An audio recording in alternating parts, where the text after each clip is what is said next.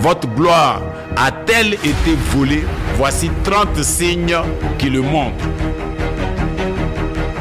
Bienvenue à tous et à toutes. Je suis le prophète King Eric et l'Éternel te donnera la sagesse pour restaurer ton mariage, pour restaurer ta vie professionnelle, pour retrouver ta stabilité, pour restaurer ta vie relationnelle. La sagesse est le cœur de toutes choses et la sagesse, elle représente le fondement sur lequel Dieu a établi sa création. Donc pour nous, c'est un grand atout lorsque nous avons la sagesse de Dieu. Cela est très important. Lorsque la sagesse de Dieu est manifeste dans notre vie, lorsque la sagesse de Dieu est mise en évidence dans nos actions, dans nos pensées, dans nos paroles. La parole de Dieu qui se déploie à travers nous, à travers notre attitude sage. Cela reflète la grandeur de Dieu. Cela reflète la fidélité de Dieu. Cela reflète la bonté de Dieu. C'est très important que tu saches le pouvoir de la parole. Regardons ensemble dans Ézéchiel chapitre 2, le verset 2. Je vous mets ça à l'écran. Il dit ceci. Il dit, dès qu'il m'eut adressé ces mots, l'Esprit entra en moi et me fit tenir sur mes pieds. Et j'entendis celui qui me parlait.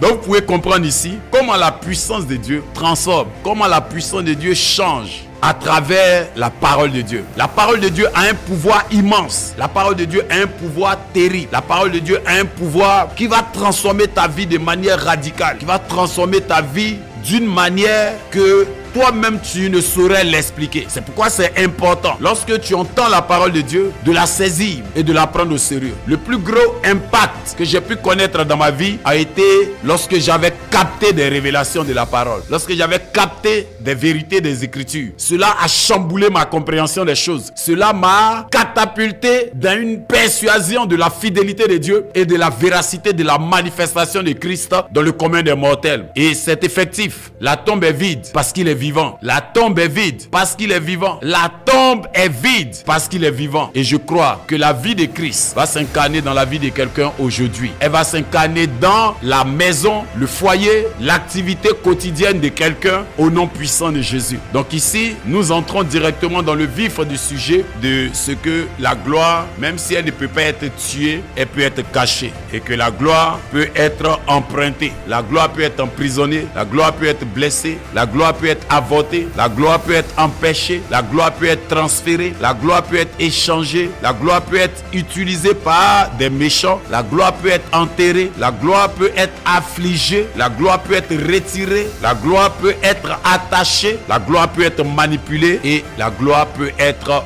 vendue. Je vais maintenant aller dans le sens des signes qui montrent que votre gloire a été voilée. Des signes qui montrent que votre gloire n'est pas sous votre contrôle. Votre gloire n'est pas en votre possession. Vous avez pu le voir en titre. Votre gloire a-t-elle été volée? Voici 30 signes qui le montrent. Donc je vais vous donner 30 signes en quelques minutes qui montrent que votre gloire a été volée. Donc le premier signe, c'est le rejet. Le rejet. Tu remarques dans ta vie que partout où tu vas, dans tout ce que tu fais, même quand tu fais le bien, même quand tu es celui qui aide tout le monde, même les gens que tu as aidés, mais tu ne comprends pas pourquoi ces personnes te rejettent. C'est un signe que ta gloire a été cachée. C'est un signe que ta gloire a été mise hors de ton contrôle. Vous l'avez vu avec Joseph. Joseph dans la prison, la Bible dit les chansons dont il avait interprété le rêve. La Bible dit il est parti, il a oublié Joseph. Parce que Joseph avait été dépouillé de sa gloire. Sa gloire avait été cachée. Sa gloire avait été emprisonnée. Et nous pouvons voir à travers les Écritures, la gloire qu'il était appelé à vivre sur la terre,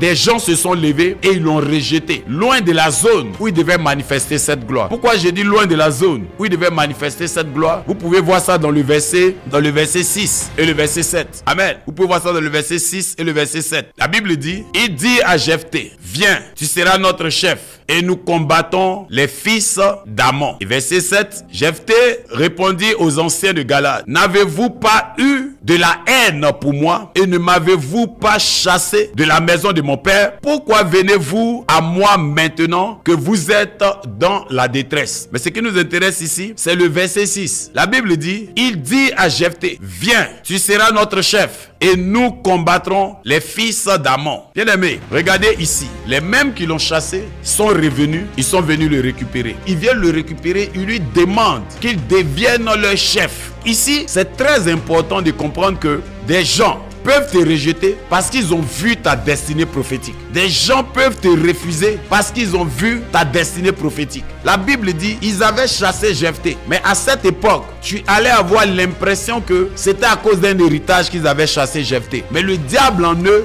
avait déjà vu en Jephthé un chef, avait déjà vu en Jephthé le chef de tous. Et la Bible dit, ils l'ont chassé. Donc, les signes, le premier signe qui montre que tu as perdu ta gloire, ou bien tu as ta gloire qui est cachée, ou bien ta gloire a été volée, ta gloire a été voilée. Le premier signe que nous allons noter ce soir, c'est le rejet.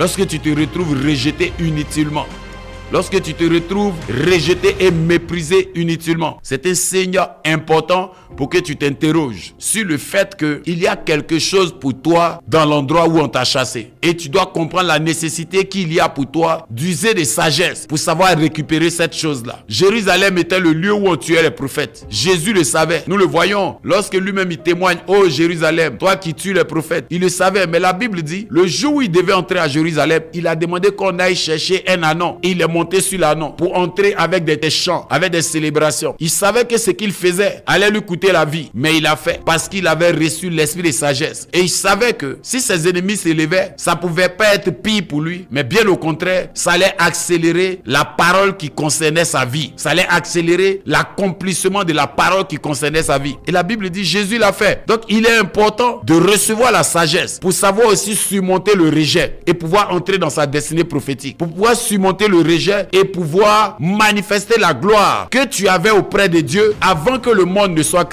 La gloire pour laquelle Dieu t'a envoyé sur la terre et qu'il veut que tu manifestes. C'est pour cette gloire-là, Dieu t'a envoyé. Et quand tu vas comprendre la manifestation de la sagesse divine, tu vas pouvoir opérer au milieu de ces personnes qui te rejettent et entrer dans la manifestation de cette gloire à laquelle Dieu t'a appelé. Le deuxième signe que je vais te faire noter, c'est l'oppression et la dépression. L'oppression et la dépression. Tu te retrouves dans une phase de ta vie où tu es oppressé. Alléluia. Tu es une oppression qui t'emmène dans la dépression. Vous savez, la dépression vient de quoi? Je ne dis pas tous ceux qui font des dépressions ont raison, mais ça vient des interrogations. Que tu ne trouves pas de réponse positive ou bien intéressante pour te rassurer dans ta situation, automatiquement tu commences à déprimer. Et cela est très important, enfant de Dieu, que tu comprennes que la dépression, ça fait partie du chemin, ça fait partie de la marche, ça fait partie de l'aventure. Mais tu dois surmonter la dépression. Quel que soit ce qui se passe dans ta vie, quel que soit ce qui se présente, tu dois arriver à surmonter. Je vais te donner un exemple de quelqu'un dans la Bible qui a fait la dépression. Beaucoup de personnes ne savent pas que le roi David a été dépressif. Même quand vous lisez les psaumes, vous pouvez voir que dans sa manière de réagir, il ne comprenait pas pourquoi toutes ces choses lui arrivaient. Et plus il s'interrogeait, il avait du mal à comprendre que malgré le bien qu'il faisait, les gens pouvaient être contre lui. Quand il lit le psaume 35, il dit, moi je gênais pour eux quand ils étaient malades. Moi je faisais ceci, moi je faisais cela, mais pourquoi ils m'en veulent? Amen. Tu vois que c'était quelqu'un qui passait par une phase d'oppression, par une phase de dépression. Il se posait des questions. Et quand tu vois dans 1 Samuel chapitre 21, David se faisait passer pour un fou parce que Saül cherchait à le tuer. Saül à qui il a fait du bien, Saül pour qui il a remporté des grandes victoires. Saül cherchait à le nuire, Saül cherchait à le tuer. Donc c'était la situation dans laquelle David passait. Mais quelqu'un qui était appelé à devenir roi va passer par une phase de dépression, va passer par une phase d'interrogation. Écoute-moi, ces choses peuvent arriver dans ta vie, mais tu as besoin d'user de sagesse pour surmonter ces moments de la vie. Dis, Seigneur, donne-moi la sagesse pour savoir surmonter les moments d'oppression et de dépression. Donne-moi la sagesse pour savoir surmonter les moments d'oppression et de dépression. Au nom puissant de Jésus.